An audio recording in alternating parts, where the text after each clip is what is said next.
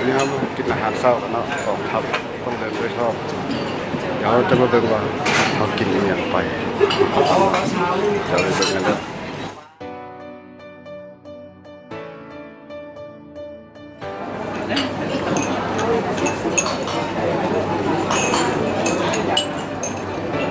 เด้อได้รสชาติ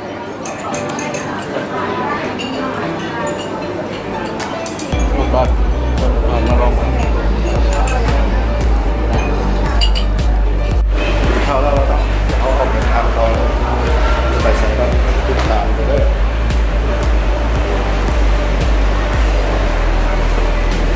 สุดท้าย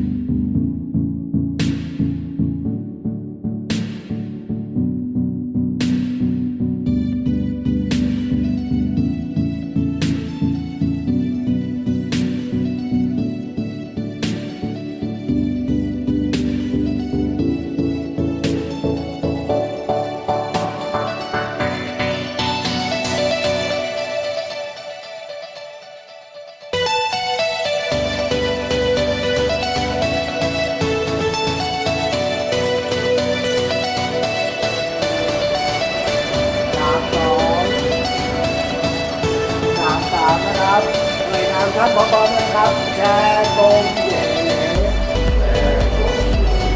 เฮงสาธุสาธุสาธุสาธุสาธุสาธุเฮงเฮงเฮงเฮงรวยรวยรวยรวยเฮงรวยรวยเฮงเฮงรวยรวยสาธุสาธุสาธุสาธุสาธุโอเคขอโทษเอาไปฝากคุณน้ำพุจ้า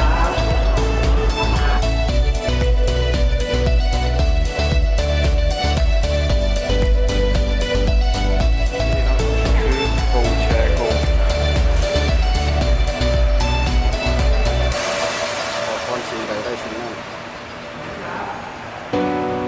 เดี๋ยวเรามาขอพรกัน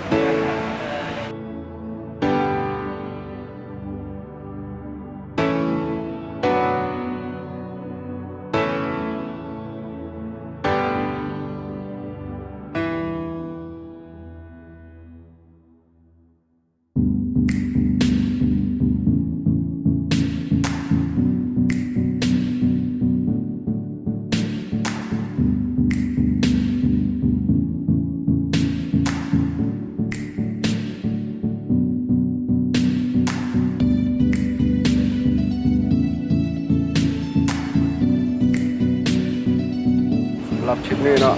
เราจะจบเพียงเท่านี้ลากันเลยเนาะ